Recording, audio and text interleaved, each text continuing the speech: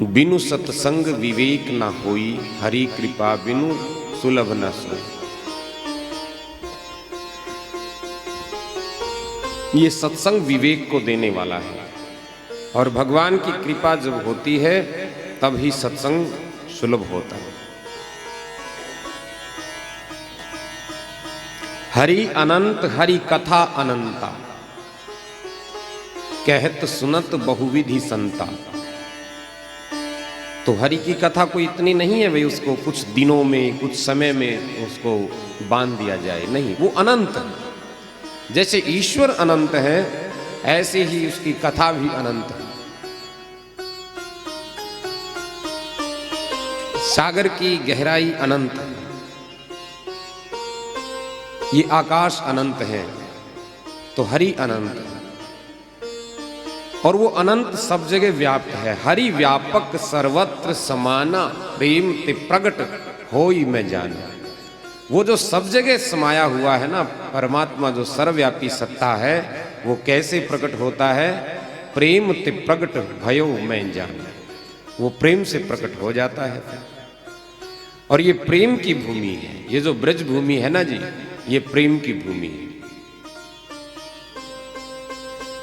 वृंदावन की लीला मत समझो गुड़ गोचीला, यहां ऋषि मुनि गए हार। जो बड़े बड़े ऋषि मुनि हैं ना, जो तत्व ज्ञानी हैं, जो ब्रह्मवेता हैं, वेद वेदांत के जानकार हैं, ऐसे ऐसे ब्रह्मवेता भी यहाँ की रसमयी लीलाओं के आगे हार जाते हैं। ऐसी प्रेममयी दिव्य लीला है ब्रज की लीला। बोली पावन ब्रज धाम की जय।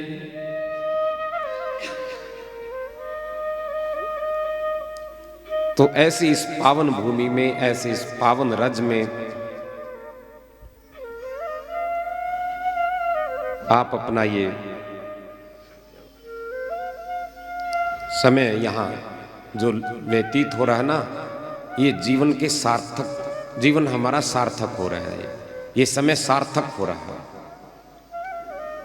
कल आपने भगवान के प्रकटोत्सव की लीला को श्रवण किया और उस नंद उत्सव में सबने हर्षोल्लास के साथ भाग लिया था ना? बोलो लिया या नहीं? तो वो हर्ष, वो उल्लास, वो उमंग, आध्यात्मिक पथ पर आगे बढ़ने के लिए ये उत्साह अत्यंत जरूरी है। आध्यात्मिक उन्नति रोना रोने से नहीं होती।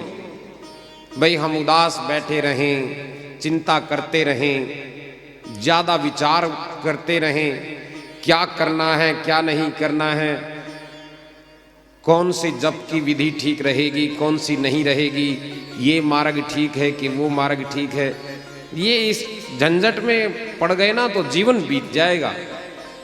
तो इस मार्ग पर तो बस अपने हृदय में प्रेम जगा करके और हर्षोल्लास के साथ इस मार्ग पर अपने जीवन की डोर उस बनवारी के हाथ में पकड़वा दो। और कल आपने गाया था, पकड़ लो हाथ बनवारी नहीं तो डूब जाएंगे। तो हमारे जीवन के खवैया वही बन जाएं। तो भगवान की दिव्य रसमयी लीलाएं आज जितना भी उसकी इच्छा होगी, उसकी कृपा से आप जिन जिन चरित्रों को श्रवण कर पाएंगे, वो सारे चरित्र भगवान के प्रेम को जगाने वाले हैं। प्रेम से को श्री राधे। एक प्रसंग भी सुन लिया और वो ध्यान में आ गया तो वो एक प्रसंग भी आपके जीवन की दिशा धारा को मोड़ने में सहायक सिद्ध हो सकता है। एक प्रसंग भी तो हरि अनंत हरि कथा अनंत, जो ये अनंत है ना कथा, इसमें से कुछ एक बात भी समझ में आ जाए तो वो बात जीवन में मोड़ ले आएगी, बदलाव ले आएगी, जीवन का रूपांतरण हो जाएगा। हमारा जीवन सफल हो, सार्थक हो, मंगलमय पथ पर हम चलें, कल्याणकारी पथ पर हम चलें। वेद का कथन है, तन में मनः शिव संकल्पमस्तु। हमारा मन बेकार की चीजों में न भटके, निरर्थक बातों में ना भटके। तन में मनः शिव संकल्पमस्तु। हमारा मन सदैव श्रेष्ठ संकल्पों से भरा हुआ हो, श्रेष्ठ आचरण वाले हम बने, तो ऐसे मार्ग पर चलने वाले हम सब लोग बने। आप इसी भाव के साथ भगवान की इन रसमयी और मंगलमयी कथाओं को श्रवण कर रहे हैं। तो गोकुल में भगवान का जन्मोत्सव सबने बड़े हर्षोल्लास से मनाया। संतों ने बड़ा सुंदर इस भाव को सजाया है। संतों ने तो यहाँ तक कहा कि भगवान भोलेनाथ भी दर्शन करने के लिए भगवान का आए थे, इस बाल रूप का दर्शन करने के लिए।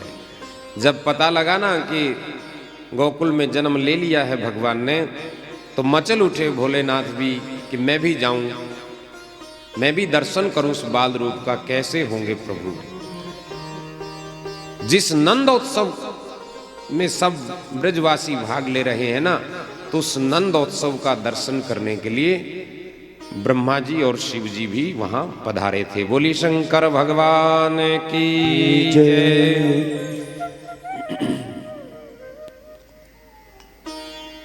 और आप सब उस दिव्य प्रसंग का थोड़ा दर्शन करें। भगवान शिव अब साक्षात शिव रूप में आए तो समस्या हो जाएगी, इस रूप में कैसे जाएं वहां। अपने उस स्वरूप को छुपा करके एक योगी का रूप बना करके भगवान भोलेनाथ ब्रज में आए हैं। एक महात्मा का रूप बना लिया और बाबा जी कोई आए। अब बाबा जी आए हैं नंद भवन में दर्शन करने के लिए, जाएं लाला के, तो ऐसे किसी अनजान साधु को कौन भीतर आने दे जी। अनजान साधु कोई आ जाए तो उसको भीतर कौन आने देगा। और यशोदा रानी को जीवन की वृद्धावस्था में ये संतान का सुख प्राप्त हुआ है। हर तरह से वो तो पूरा ध्यान रखे हुए हैं, कौन बाहर से आ रहा है, कैसे आ रहा है, कहाँ उसको बिठाना है, क्या करना है, तो अंदर किसी को कैसे आने दें। उस योगी की जिद है कि मैंने लाला का दर्शन करना है, मुझे अंदर जाना है। लेकिन मैया यशोदा ने कह दिया कि नहीं नहीं, क्या पता कौन बाबा जी होंगे, कैसे कहां से साधु आए होंगे, बस बाहर से ही हम तो उनको प्रणाम करते हैं, अंदर मत आने दो। और मैया यशोदा ने संदेश भिजवाया भोलेनाथ के पास कि जा रे योगी नंद भवन से। महात्मा जी आप यहां से चले जाओ, कहीं और चले जाओ, आपको उचित दक्षिणा हम दे देंगे, आप यहां से बस कृपा पूर्वक चले जाओ। जा रे योगी नंद भवन से बाहर वासा कीजे, तुझे देख मेरा लाला रोए, अब नहीं दर्शन दीजिए। महाराज चले जाओ यहाँ से, आपको देख करके मेरा छोटा सा ये लाला रोएगा। आप कितनी बड़ी बड़ी जटाएं हैं भयानक, इन जटाओं को देख करके, आपकी शक्ल को देख करके ये लाला रोने लगे, आप चले जाओ। अब भोलेनाथ भी अब हिमालय से आए हैं, कोई ऐसे कि हिमालय के योगी आए हैं, कहा तो ये गया था। अब कैलाश छोड़ करके भोलेनाथ आए हैं। भोलेनाथ ने भी सोचा कि यदि दर्शन लाभ नहीं हुआ तो इतनी दूर से आए हैं, इस ब्रज की यात्रा का फिर लाभ क्या मिलेगा। कैलाश छोड़ करके यहाँ आए हैं, दर्शन तो पाना ही पाना है। तो धूनी जमा करके नंद भवन के बाहर बैठ गए वो योगी। और अंदर लाला ने भी देखा कि भोलेनाथ आए हैं, बाबा जी आए हुए हैं, मैं भी उनका दर्शन पाऊंगा। तो दोनों को एक दूसरे के दर्शन की लालसा है। इसको कहते हैं हरि हर का मिलन, हरि हर के मिलन की चाह।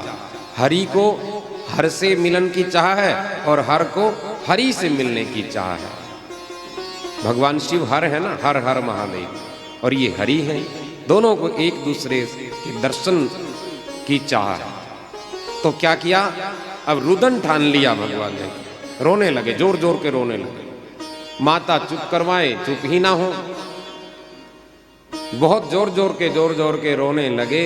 माताओं ने खूब झाड़ फूंक किया, जो भी माताओं के पास एक झाड़ फूंक की, अपनी वात्सल्य रूपी विद्या जो होती है, उस वात्सल्य रूपी विद्या का प्रयोग किया।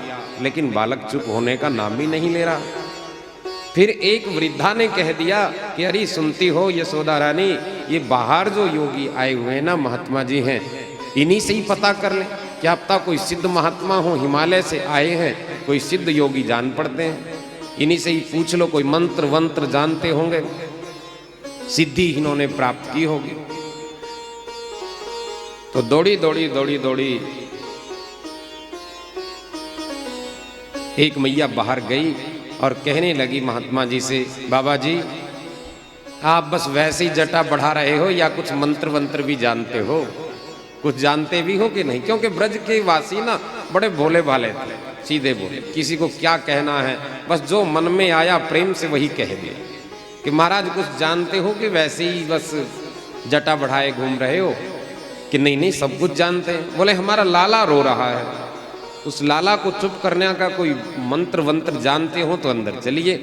अब भोलेनाथ ने सोचा कि ले वो आ गया निमंत्रण, अब बिना निमंत्रण तो जा नहीं सकते ना, निमंत्रण आ गया बड़ी सरकार का, अब अंदर चलना है। और कहने लगे कि हाँ हाँ देवी जानते क्यों नहीं, हम तो सब कुछ जानते, हमारा तो काम ही यही है, झाड़ फूक करना ही हमारा काम है, मंत्र हमारे सिद्ध हैं, और चलिए चलते हैं, 1 मिनट में लाला आपका ठीक हो जाएगा।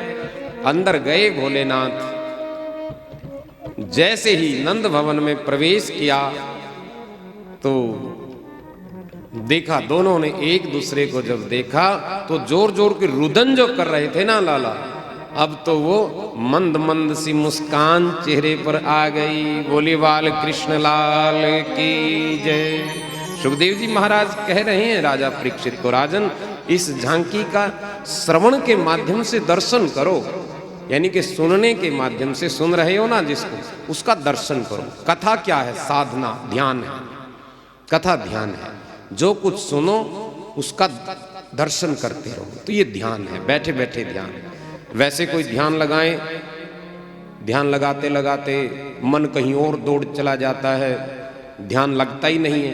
तो ये कथा एक ऐसा अमृत है जी, ये सगुण साकार का ध्यान यहीं बैठे बैठे आपका लग जाता है। बोल प्रेम से कहो। तो दोनों ने एक दूसरे का दर्शन पाया। मैया यशोदा भी बाबा से कहने लगी, महात्मा जी हमने तो वैसे ही आपका अपमान तिरस्कार कर दिया था, आप तो बड़े सिद्ध जान पड़ते हो महाराज। और देखो एक बात करो बाबा जी, बस आप इधर उधर अब ना घूमो, इतनी अवस्था आपकी बीत गई भ्रमण करते करते। मेरा निवेदन ये है बाबा जी, अब आप यहीं पे रहना, अब यहीं नंद भवन के बाहर ही, नंद भवन में ही आपके रहने का ठिकाना बनवा दूंगी, और कहीं और इधर उधर जाने की आवश्यकता अब नहीं है। बाबा जी कहने लगे कि नहीं नहीं मैया, हम तो रमते योगी हैं, हम एक जगह नहीं ठहरते। कि नहीं नहीं महात्मा जी, मेरा निवेदन स्वीकार कर लेना, जीवन की वृद्धावस्था में ये संतान मुझे प्राप्त हुई है, ये लाला भयो है जीवन की वृद्धावस्था में। महाराज आप जैसे सिद्ध योगी रहेंगे तो आपका आशीर्वाद इस बालक पर सदैव बना रहेगा, आप यहीं रहना, मैं यहीं आपका रहने का प्रबंध करवा देती हूँ। और प्रार्थना करने लगी उस योगी से कि रह रे योगी नंद भवन में,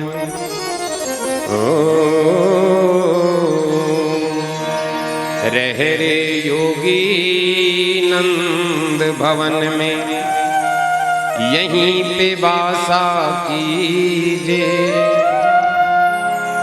जब जब मेरो लाला रोए, तब तब दर्शन दीजे, तब तब दर्शन दीजे।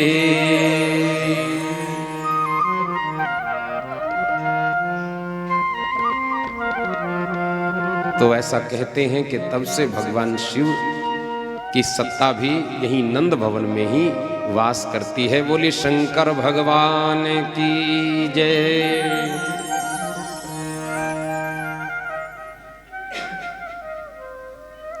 तो ये तीर्थ नहीं है, तीर्थ तो अन्य होते हैं, ये जो ब्रज भूमि है ना, ये तो भगवान का घर है। तीर्थ और बहुत है, तीर्थराज प्रयाग है, और तीर्थ बहुत सारे तीर्थ हैं, बहुत सारी पुरियां, सब पुरियां हैं, 7 पुरियां हैं, जगन्नाथपुरी, अयोध्यापुरी, द्वारिकापुरी, तो वृंदावन के साथ तीर्थ नहीं लगता। वृंदावन धाम यानी कि भगवान का नित्य वास स्थल है ये, तो भगवान का घर है ये। तो हम अपने बाप के घर में बैठे हैं, यहाँ बैठे हैं ना। अपने बाप के घर में जितना सुकून मिलता है ना, जितनी शांति मिलती है, उतनी कहीं और थोड़ी मिलेगी। प्रेम से कहो श्री राम। तो ऐसी ये पावन भूमि है। तो भगवान ये शिव की योगी लीला का सुखदेव जी महाराज ने दर्शन करवाया। और अब देखो नंदोत्सव तो कई दिनों तक चलता रहा। नंद बाबा ने अब वार्षिक कर देने के लिए अपना मथुरा में भी आखिर जाना है। और वार्षिक कर के साथ साथ सोचा नंद बाबा ने, भाई सब के सब यहाँ बधाई देने के लिए आए हैं। दूर दूर तक ये बात सबको पता है कि नंद के यहाँ लाला भयो, और यदि कंस को थोड़ी मिठाई नहीं दे करके आएंगे ना, पेड़े नहीं दे करके आएंगे कंस को। अब पेड़े की ही मिठाई होती थी उन दिनों, तो बढ़िया, पेड़े से बढ़िया क्या है। और आज भी यहाँ का तो पेड़ा ही प्रसिद्ध है। तो राजा नाराज हो जाएगा। और देखो जो गुस्से वाला हो ना, उसका ध्यान सबसे पहले रखा जाता है। भाई कंस तो नाराज होने वाला है, गुस्से वाला है, यदि उसको मिठाई नहीं दी तो बिना बात नाराज हो जाएगा। क्यों नाराज किया, चलो मिठाई लेकर के कर देने तो जा रहे हैं, टैक्स चुकाने जा रहे हैं, और कंस को मिठाई भी दे करके आ जाएंगे। तो नंद बाबा की मथुरा यात्रा हुई इस तरह से। अब मथुरा गए हैं तो अपने मित्र वसुदेव जी से भी मिलने की इच्छा हुई।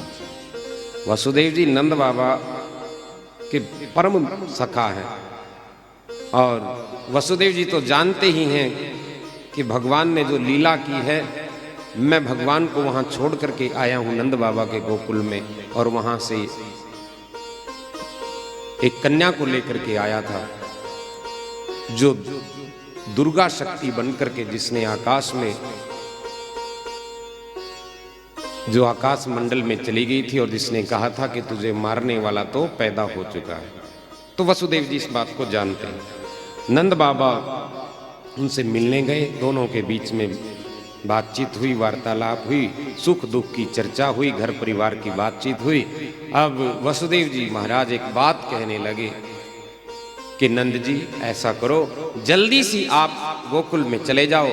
मुझे ऐसा लगता है कि वहां सब कुछ ठीक ठाक नहीं चल रहा है, कुछ मुझे डर सा लग रहा है।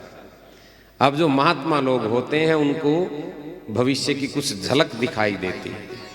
अब नंद बाबा भी जल्दी जल्दी जल्दी जल्दी वहां से चले, गोकुल के लिए आए, विचार करते हुए आ रहे हैं कि ऐसा वसुदेव जी ने क्यों कहा। और जब वो विचार करते हुए आ रहे थे तो यहाँ गोकुल में एक राक्षसी आई है। कौन राक्षसी आई है?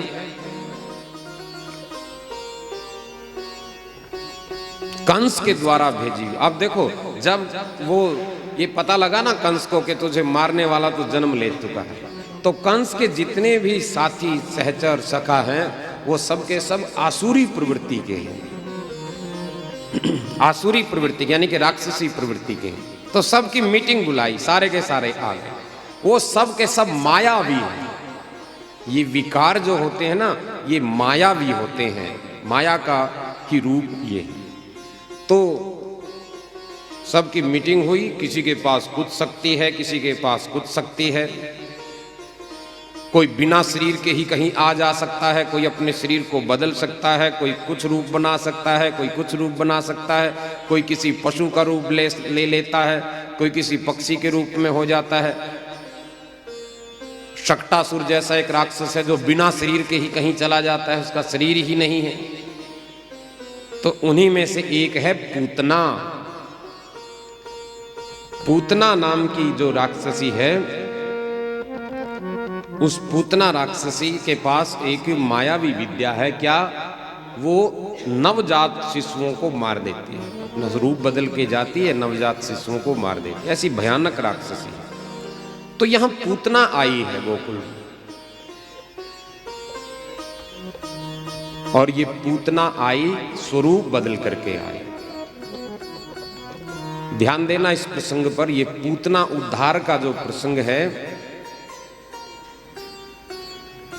किस प्रकार से विषय वासनाएं जीवन में सहजता के साथ आती हैं, और जब जीव जब भगवान का होता है तो वो विषय वासनाओं को भगवान समाप्त कर देते हैं, नष्ट कर देते हैं, और जीव को अपना लेते हैं। पूतना उद्धार का प्रकरण यानी कि अपवित्रता का नाश, पाप का नाश। तो पूतना वेश बदल करके आई।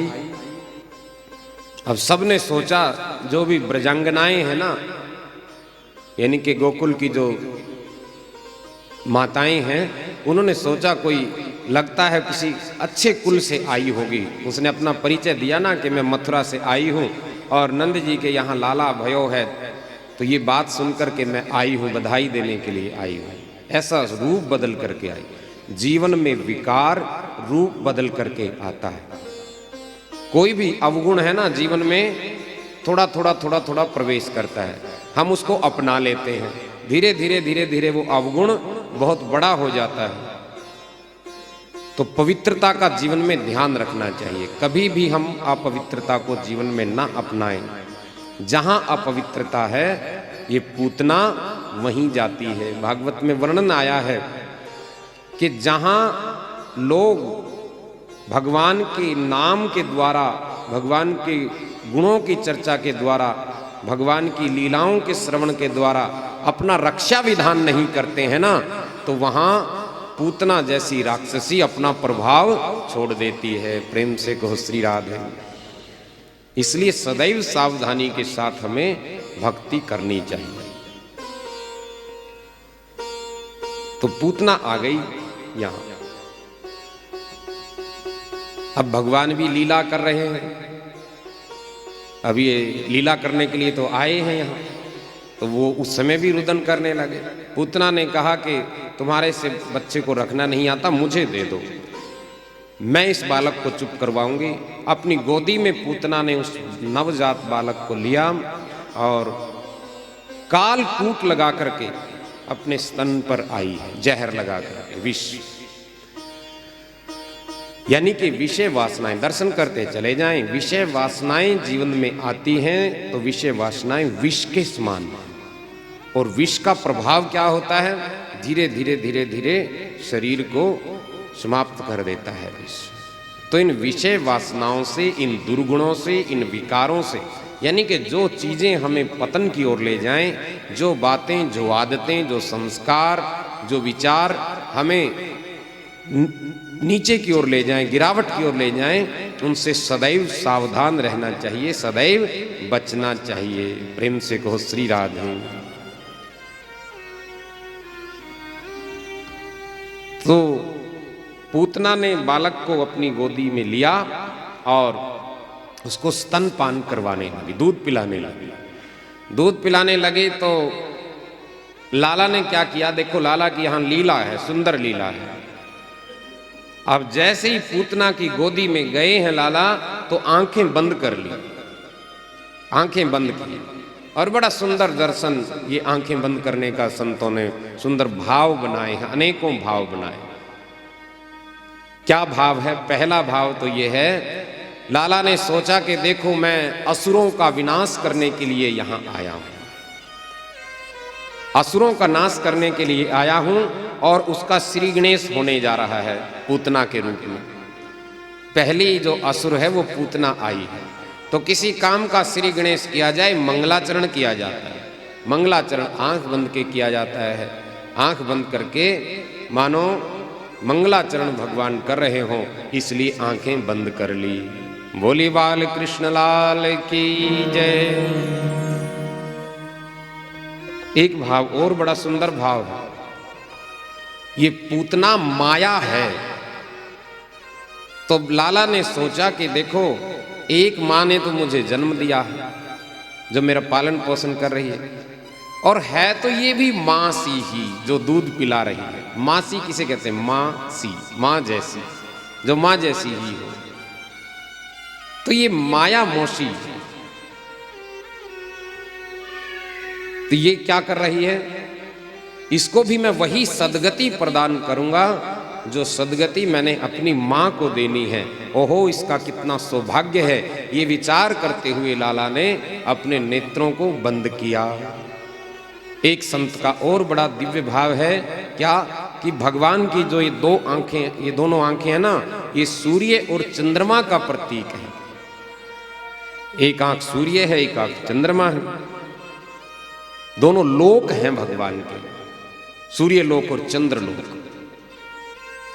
तो सूर्य लोक और चंद्र लोक ने ये सोचा कि हम इस पापिनी को, इस राक्षसी को अपने लोक में तो आने नहीं देंगे, आप चाहे किसी और लोक में भेजना चाहो तो भेज देना। इसलिए नेत्र बंद कर लिए, इसलिए भी नेत्र बंद किए। भाई हमारे यहां तो इसकी नो एंट्री है, आप कहीं और चाहो कहीं और भेज देना।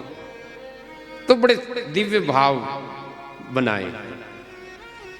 एक भाव ये है, लाला ने सोचा कि देखो हम तो यहां आए हैं इस ब्रज में माखन मिश्री खाने, यहां गौएं हैं तो माखन होगा, मिश्री है, तो हम तो मीठा खाने के लिए आए हैं। ब्रजवासियों को मीठा बड़ा पसंद है आज, तो हम तो आए हैं यहां मीठा खाने के लिए, माखन मिश्री खाने के लिए, और ये पहले ही हमें विष पिलाने के लिए आ गई। विष पीने का तो अभ्यास हमें है नहीं, तो विष पीने का अभ्यास किसको है? बोलो किसको है? भगवान शंकर को। तो मानो भगवान शंकर का आवाहन कर रहे हो कि बाबा जी आप ही आ जाओ, मुझे तो ये अभ्यास है नहीं विष पीने का, आपका अभ्यास है। भगवान शिव का अभ्यास विष पान का है। समुद्र मंथन के समय जो विष निकला था उसको भगवान शिव ने अपने गले तक ग्रहण किया, इसीलिए वो नीलकंठ महादेव कहलाए। तो मानो शंकर भगवान का आवाहन कर रहे हो कि बाबा आकर के आप इस विष का पान कर लो। प्रेम से कहो श्री राधे। ऐसे और भी अन्य अन्य अन्य अन्य बहुत सारे भाव संतों ने भगवान की इस लीला के बनाए हैं, नेत्र बंद करने के भाव बनाए हैं। और हम समझते हैं कि इतने भी भाव समझ में आ जाएं तो भी बात बहुत बनती है। एक अंतिम भाव और जो ध्यान आ रहा है क्या कि देखो इसका कितना सौभाग्य है, ये आई है। सन्मुख होई जीव मोहि जब ही, जन्म कोटि अघनाश ही तब ही। इसका सौभाग्य तो है, लेकिन मैं नेत्र खोल के इसको देखूंगा नहीं, बस इसका उद्धार तो कर दूंगा। भगवान के सम्मुख जब ये जीव जाता है तो एक जन्म के पाप क्या, कोटि कोटि जन्मों के पाप धुल जाते हैं। हम ठीक से भगवान के सन्मुख होएं तो सही। तो बड़भागी हैं वो लोग जो भगवान के सामने जाया करते हैं, जो भगवान का दर्शन किया करते हैं। हम ही भगवान का दर्शन नहीं करते, भगवान के जो कृपा कटाक्ष है ना, जो कृपा नेत्र उनके हैं, वो भी अपने भक्तों पर कृपा बरसाया करते हैं। बोली कृपा बिहारी की। कि सन्मुख होई जीव मोहि जब ही, सन्मुख होई जीव मोहि जब ही, सन्मुख होई जीव मोहि जब ही, सन्मुख होई जीव मोहि जब ही, जन्म कोटि अघ नाश ही तब ही, जन्म कोटि अघ नाश ही तब ही, जन्म कोटि अघ नाश ही तब ही। सन्मुख होई जीव मोहि जब। तो इसलिए देव दर्शन का सीधा सीधा सा लाभ यह है कि भगवान हमारे अनेक पापों को भस्म कर देते हैं। एक दो पाप को नहीं, पाप पुंज को भस्म करते हैं। और पाप पुंज भी एक आध जन्म का नहीं, जन्म कोटि करोड़ी करोड़ों जन्मों के जो पाप हैं, जो पाप पुंज इकट्ठे हो रहे हैं, उनको परमात्मा भस्म कर देते हैं, भस्मीभूत हो जाते हैं। हम इस बात का बोध करेंगे।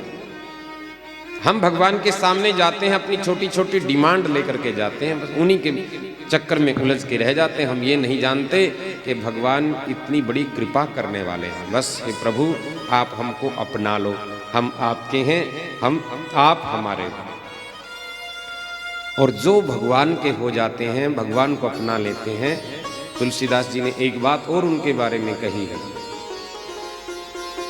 गरल सुधारी पू, गरल सुधारी पू करही मिताई, गोपद सिंधु अनल सितलाई, गोपद सिंधु अनल सितलाई, गरल सुधारी पू करही मिताई, गरल सुधारी पू करही सुधाई, गोपद सिंधु अनल सितलाई, गोपद सिंधु अनल सितलाई, गरल सुधा रिपु करही मिताई। गरल सुधा, गरल क्या होता है? विष। विष तो हो जाता है सुधा के समान, अमृत के समान, सुधा अमृत को कहते हैं। गरल सुधा रिपु करही मिताई, जो रिपु होते हैं, जो शत्रु होते हैं, वो मित्रता का व्यवहार करने लगते हैं। गोपद सिंधु अनल सितलाई, और जो सागर के समान जो मुसीबतें नजर आती है ना भाई, ये तो बहुत गहरी लंबी चौड़ी समस्याएं हैं, वो किसके समान हो जाती हैं? गोपद, गऊ के खुर से जो खड्डा बनता है और उसमें जितना पानी होता है, फिर जो भगवान के हो गए, भगवान को जिन्होंने अपना लिया, भगवान के साथ संबंध जिन्होंने जोड़ लिया, उनके लिए वो भव सागर भी गोपद सिंधु हो जाता है। गऊ के खुर के समान खड्डा, जिसको छोटा सा बच्चा भी पार कर ले तो कोई बड़ी बात उसको पार करना नहीं। गरुड़ सुमेर रेणु समताही, जो गरुड़ पर्वत है वो किसके समान हो जाता है? रेणु समताही, धूल के कण के समान बन जाता है। किन के लिए? राम कृपा करी जितवा जाहि, जिस पर भगवान की कृपा हो जाती है, ये सब अनुकूलताएं उसके जीवन में आती चली जाती हैं। बोली सच्चिदानंद भगवान की जय।